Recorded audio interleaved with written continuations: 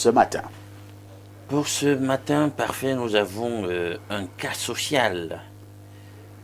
Ce sont les ayants droit, les veufs, veuves et orphelins, orphelines du personnel de la Commission nationale de lutte contre le sida. Et il faut dire qu'à ce sujet, ils ont même saisi le pape pour qu'il intercède auprès du président de la République pour le paiement des aérés de primes de leurs conjoints et parents qui ont servi pendant de longues années au niveau de ce comité national de lutte contre le sida. Ces aérés qui se chiffrent à 280 450 000 francs CFA sont déjà des informations que nous avons à disposition, disponibles dans les comptes donc, du comité national de lutte contre le sida. Et nous avons information de même que le ministre des Finances a pris les diligences requises depuis 2017 pour que l'argent soit affecté au compte dans lequel il devait être affecté pour ces gens, pour ces ayants droit. Mais jusqu'ici, si donc le ministre des Finances a fait ce qu'il fait depuis 2017, comment on peut avoir des ayants droit qui attendent leur argent, dont je viens de vous donner le montant, et ils ne réussissent pas à avoir leur droit, leur dû? C'est ça. Alors, vous dites que ce sont les employés d'où? Ce sont les ayants droit, donc c'est orphelins, orphelines, oui. Veufs, veuves, des ex-employés de la Commission nationale de lutte contre le sida. Oui. Donc il y a donc des droits qu'ils doivent percevoir. C'est à combien? 280 450 000 francs CFA. Et pourquoi c'est pas payé?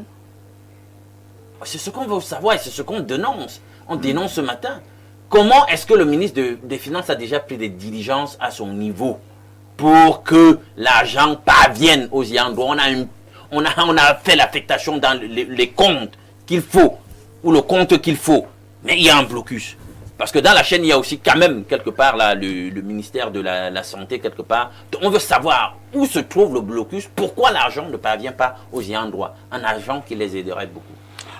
Bon, on passe d'abord la parole à l'imam Cheikh Ali. C'est vrai que si, effectivement, comme vous dites, Alain Ndouk, le ministre a pris toutes les diligences pour que l'argent soit débloqué, je ne sais pas à quel niveau il y a encore blocage. Maintenant, comme nous en parlons, peut-être donc, si le ministre a effectivement pris cette décision, peut-être le ministre Tadeu sera donc au courant ce matin qu'on se moque de sa parole.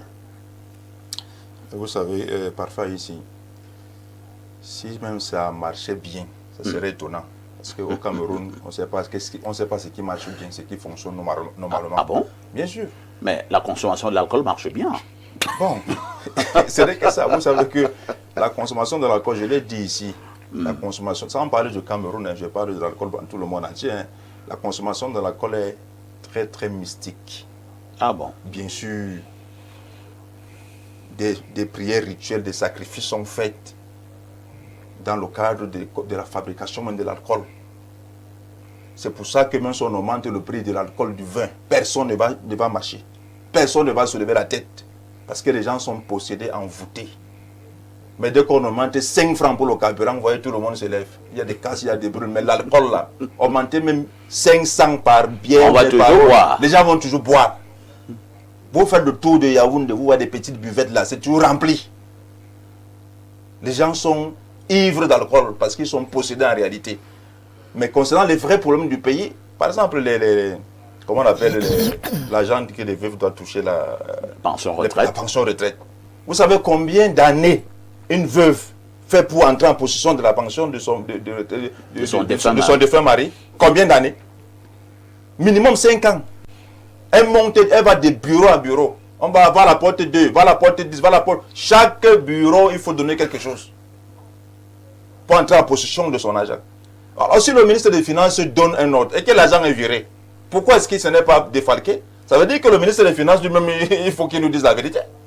Parce que c'est lui le patron. Il doit taper la main sur la table. L'argent doit être destiné à ceux des droits, ceux qui doivent recevoir leur argent.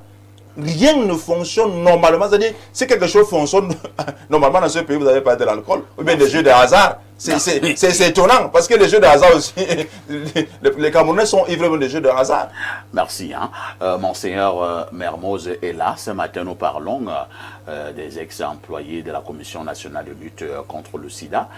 Nous avons également des cas ailleurs, hein, où des gens ont exercé pendant des années, au moment d'avoir leur pension retraite ou bien je ne sais pas quelle autre motivation, on commence à te demander de monter, de descendre, d'aller à gauche, d'aller à droite. On ne comprend pas. Est-ce que dans ce pays, nous ne voulons pas accepter que si quelqu'un mérite, qu'on le lui donne? Donc, vous savez ce qui tue les Camerounais. Il y a beaucoup de Camerounais. Son Excellence Paul Biya fait un travail très excellent. Mais il est entouré des ministres sanguinaires. Oh là là. Peut-être le mot est fort. Hein? Non, c'est pas fort. Excusez-moi, je suis un homme de Dieu. Permettez que je m'exprime. Pas qu'ils tuent. Je dis, ils n'ont pas l'amour du pays. Pourquoi vous n'acceptez pas ça? Ils n'ont pas l'amour du pays. Mieux comme ça. Ils n'ont pas certains n'ont pas l'amour du pays et d'autres ont l'amour du pays. Comment vous voyez, il y a certains ministères que tout est codifié et les Camerounais sont en train de souffrir, mais les gens chantent le nom de son Excellence Paul Biya tous les jours alors qu'il fait tout. S'il donne l'argent à un ministre ou bien des projets à un ministre, le ministère finit de mafier et tout ça, les gens sont en souffrance et quand tout ça va marcher mal, on accuse le président de la République. Donc je dis, le problème avec les Camerounais, c'est que beaucoup de Camerounais qui ont des gros bras n'ont pas l'amour du pays parce que beaucoup ont deux vies. Ils ont une vie ici, ils ont encore une autre vie là-bas. Imaginez, je sors au sud, le président du conseil régional, il n'est plus au pays. Le sud va mal dans les travaux qui doivent être faits et tout ça. Bon, il est en voyage, il va revenir. Non, il ne va pas revenir. Comment ça? Pourquoi on ne fonctionne plus au sud de ce qu'on doit faire? Est-ce qu'il a fui? Il a pris fuite. Comment ça? Il a pris fuite et le conseil régional du sud va mal. Donc, le président est en voyage, il va revenir. Il n'est pas en voyage, il a senti danger, il est en Inde, il faut qu'il revienne. Mais c'est un voyage. C'est pas un voyage, ça me fait mal. Parce que les activités culturelles, tous les projets qu'on doit faire dans notre culture au sud et tout ce qu'on a réussi à chasser le président du conseil régional du sud. Non, il a pris fuite parce qu'il a senti les décomptes que le nouveau est venu faire. Il a pris fuite. Et le gouverneur a même rédigé une lettre au ministre qui s'en occupe des communes.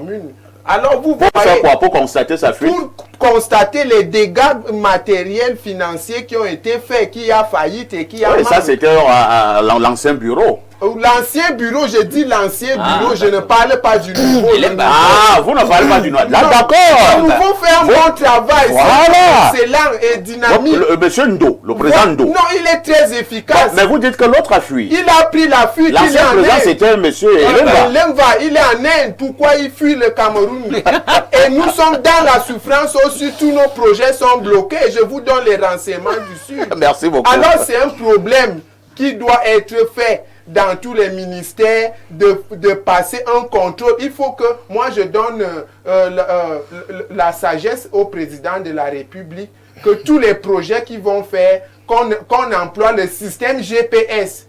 Le système GPS faut pour qu'on filme tous les billets de banque et qu'on voit là où le fonctionnement de cet argent va partir. Peut-être avec ça, ils auront la course de réaliser quelque chose et on va les repérer rapidement comme l'agence fonctionne. Donc tout pour eux, rien pour les autres. C'est énervant. Révérend Paul Opondi, les ex-employés de la Commission nationale de lutte contre le sida, les ayants droit réclament leur dû. Peut-être même ceux qui travaillent là-bas, beaucoup sont même déjà morts. Les papas, les mamans et tout ça. Maintenant, les enfants, les veuves, ainsi de suite, réclament donc leur dû et ils sont trimballés. Et ceci, ça fait déjà des années. À un moment donné, est-ce que nous avons encore le cœur dans ce pays? Lorsque vous trimballez une veuve, vous trimballez des orphelins qui ne peuvent pas aller à l'école, qui ne peuvent pas se nourrir, qui ne peuvent pas s'abriter, ainsi de suite. Est-ce que nous avons encore de cœur dans ce pays? Merci, M. Parfait, ici. Mais avant de répondre à cette question, je vais coller un mot. Je ne viens pas sur les plateaux comme prête des intentions, des expressions, ou bien non. Prêtez-moi peut-être de l'argent, mais ne me prêtez pas des intentions. Vous savez, un homme comme Lapidot Mbanga, c'était un grand mission au Cameroun. C'est moi qui ai présidé ses obsèques avec un imam et un prêtre. Donc je ne suis pas contre les courants religieux et tout. Je dis même à toi-même, je t'ai dit une fois, que c'est mieux d'organiser les plateaux. Une fois tu amènes les chrétiens, ça veut dire les pasteurs. Après, une fois tu amènes tous ces sectaires confondus. Non, ce ne sera pas bien comme ça. Moi j'ai des débats. Vous voyez un peu, moi j'ai des débats. Attends d'abord, révérend. Si j'organise des plateaux où j'appelle un jeudi, il n'y a que des chrétiens. Oui. Un autre jeudi, il y a ce que vous appelez là tous les autres sectaires. C'est pas pourquoi tu les appelles ainsi. Je ne sais pas si toi t'en fais partie. Non, c'est lui qui développe. Maintenant, ce ne sera plus le débat. Le débat ne sera bon que lorsque enfant on aura des chrétiens. De l'autre côté des musulmans. Là, c'est le sensationnel. Attendez, nous aurons des traditionnalistes. En face, nous aurons également d'autres obédiences. Ce n'est pas du sensationnel. C'est le débat. Sinon, il n'y a plus débat. Vous voyez un peu? C'est la conception. Mais nous, on bâtit déjà pour la Jérusalem céleste, pour la vie éternelle. Donc, quand on vient dans... Non, c'est pas vous qui me prêtez votre taille. Vous nous faites le cas. Je suis en train de développer. Le problème... Vous nous amenez le balader partout. Le problème ici... Je vous laisse répondre à ma place. Le problème ici, M. Parfait, ici, ce que nous dénonçons tous les jours, c'est le déficit d'amour généralisé au Cameroun. C'est l'expression que j'utilise. C'est-à-dire que quelqu'un me met à une place de décision quelque part pour aider son frère. L'argent ne vient pas de sa poche ni de sa famille, mais il bloque le dossier pour que l'ayant droit, comme il dit bien, ne bénéficie pas de ce qui lui revient de droit. Parce qu'on dit bien ayant droit. Donc ça lui revient de droit. Donc c'est la méchanceté gratuite. Vous dites, il y a certains Camerounais qui ne veulent donc pas. Vous voyez, pour connaître même les prix des choses simples dans les supérettes, non. Mais il y a des gens qui sont chargés de donner ces prix. Chacun donne le prix d'une boîte de lait à son niveau, comme il veut. Il n'y a même pas le contrôle de prix. Donc, il y a quand on crie la famille, les gens volent les cartons de poissons à Douala, comme vous avez vu après les élections là et tout. C'est parce qu'il y a manque d'amour. Donc, c'est à tous les niveaux. C'est là où on interpelle toujours les consciences de ceux-là qui sont à charge de certains devenirs ou bien de certains dossiers pour changer la donne. Hein, donc, tu es responsable d'un département. On dit le ministre des Finances, il a fait. Le blocage se retrouve dans où? Hein? Si lui, il a fait ce qu'il a fait, c'est celui qui paye qui bloque. Donc, il y a des méchancetés. C'est tout gratuit. Et on peut dire ça comme ça. Hein? Alain, donc, que faisons-nous en pareille circonstance? Je vais te surprendre, parfait, parce que vraiment, je vais peut-être faire abstraction de beaucoup de commentaires aujourd'hui. Je tiens à te dire que ces ayants droit sont regroupés au sein d'une association appelée Association des ayants droit des ex-personnels du Comité national de lutte contre le sida décédé. Et ils ont écrit au pape qui vient en visite bientôt, sous le couvert donc de la direction centrale du Comité national de lutte contre le sida. Je vais te prendre un extrait de leur correspondance adressée donc au pape. Voilà, ils disent ici, c'est le 3e paragraphe, en notant que les fonds destinés à ces paiements sont disponibles dans les comptes du Comité national de lutte contre le sida et homologués par le ministre des Finances et le comptable agréé du projet du Comité national de lutte contre le sida, l'opinion craint que les 280 450 000 francs CFA affectés au paiement de ces aérés de primes ne soient affectés à d'autres postes de dépenses du ministère de la Santé publique ou tout simplement ne soient détournés. Voilà. Et il conclut en disant, en tant que fidèles chrétiens, nous croyons en votre mission spirituelle, en votre influence morale. Nous attendons depuis longtemps le paiement de ces aérés de primes légitimes dont les dossiers ont été audités par les plus hauts responsables du ministère de la Santé publique sur ordre du patron des lieux. Voilà. Donc, cette situation cause des difficultés à nos familles qui peuvent utiliser ces fonds pour l'achat des médicaments et l'entretien des plantations. J'en ai terminé. Cela signifie qu'au niveau du Cameroun, il n'y avait même plus possibilité. Le dernier recours, selon ces ayants droit, c'était d'aller du côté du pape. Toi, tu avais à parler, non? Non, je n'ai pas parlé. Mais tu n'es pas obligé toujours de parler. Toi, rendons la parole. Moi, j'aimerais attirer l'attention de tout le monde, y compris nos téléspectateurs, sur un point qu'il faut remonter depuis les années 1958-60 dans les États négro-africains, et en particulier le cas du Cameroun. La corruption a été institutionnalisée par le principe de la rectification anale. C'est-à-dire, tu as parlé tout à l'heure là de l'ordre du mérite. L'ordre du mérite ne peut pas exister lorsque le principe de cooptation repose sur la rectification anale. Peut-être vous avez des expressions trop fortes. Hein? Voilà. Nous sommes en télévision. C'est-à-dire que c'est ce que je dis. C'est-à-dire que pour que tu puisses accéder à certaines faveurs, il faut passer par le rituel, du haut jusqu'au bas. Vous n'avez pas de preuves. Oui, supposons que je n'ai pas de preuves. Vous n'avez pas de preuves. Mais ceux qui savent, savent. Maintenant, quand on parle de ce principe, ça veut dire que tous ceux qui ont été rectifiés, analement parlant, ne peuvent plus éprouver de l'amour pour les autres. Vous n'avez Ils aucune vont vous preuve. dire, vous savez ce que nous avons subi pour être assis là où nous sommes assis là. Vous croyez que la vie est facile? Toi, tu veux venir facilement comme ça, tu évolues normalement comme ça, tu prends les millions, tu gères les millions, tu crois que la vie est facile? Il n'y a plus d'amour. Dès que la rectification dont je parle là est institutionnalisée, de sommet jusqu'à la base, l'ordre du mérite fout le camp. On est dans la logique de l'ordre de cooptation. C'est-à-dire que si tu veux les faveurs, alors il y a un cheminement. Et maintenant, qu'est-ce que ça crée? Ça crée des frustrations au sein des administrations. C'est-à-dire que ceux qui méritent effectivement lambinent sur un même poste pendant 10 ans, alors qu'un enfant vient d'arriver à peine, il gravit les échelons devant les gens, et cette frustration enchaîne donc le désamour. C'est-à-dire qu'on ne peut plus normalement gérer les dossiers. Donc on bloque les dossiers pour faire aussi du mal aux autres, comme nous-mêmes on a subi du mal. C'est donc un système d'engrenage de vengeance au sein de nos administrations. Oui, Imam Cheikh Ali qui veut absolument reprendre vraiment quelques secondes. 30 secondes, hein, Maxime. Il y a cette histoire de pourcentage parfait. Oui. C'est-à-dire pour que je vous remette votre dû, c'est que vous revienne de droit. Je vous demande, j'ai quoi dedans? 30%.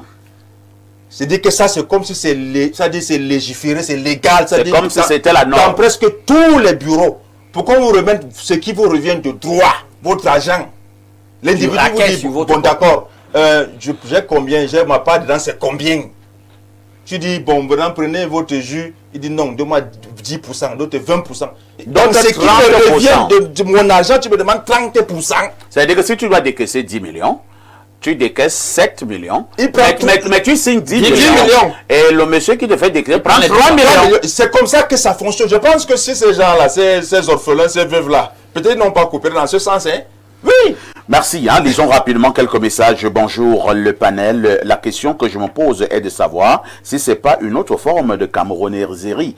Comment un fait aussi flagrant fait 5 ans au tribunal? C'est Franck depuis Abomban qui envoie cette contribution. Un autre message ce jour. Bonjour El Perfecto et à ton panel. Parlant du cas de l'assassin du bébé Matisse, il faut noter que la dernière peine de mort exécutée au Cameroun date de 1997 et depuis 2023, les condamnés à être fusillés sont toujours en détention. En fait, je crains que ce cas soit comme tous les autres. Bonne journée, c'est Yvan depuis Douala qui envoie cette contribution. Un autre message, bonjour à l'émission Espace Miné de ce jour. Bravo à la justice pour l'affaire du petit Matisse, mais nous avons aussi l'impression qu'il y a 2 poids, 2 mesures. Qu'en est-il du sous-préfet qui avait assassiné sa concubine? C'est Kweka Michel depuis Macba.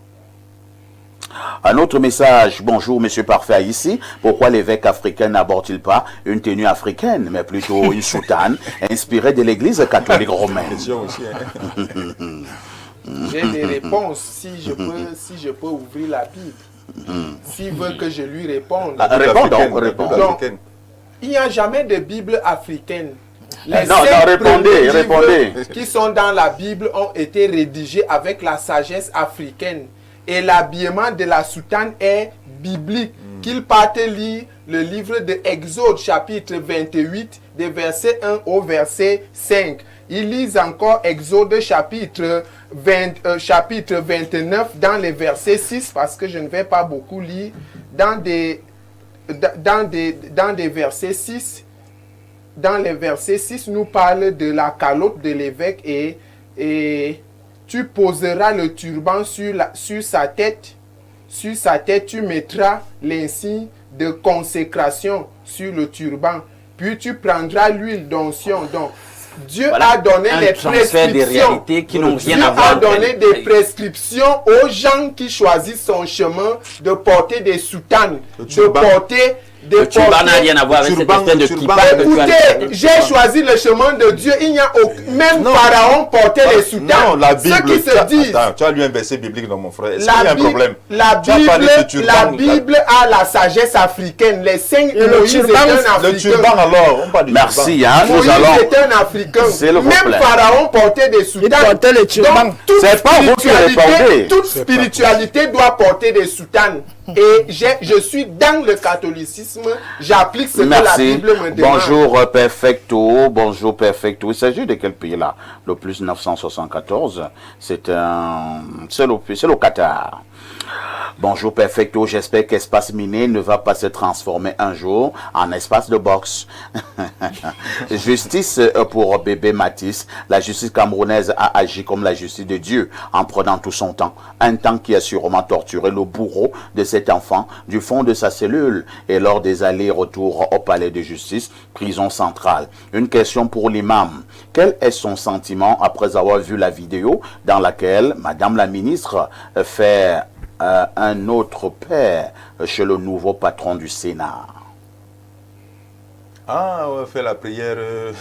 La ministre Kecha Cortez a fait une prière biblique. Mais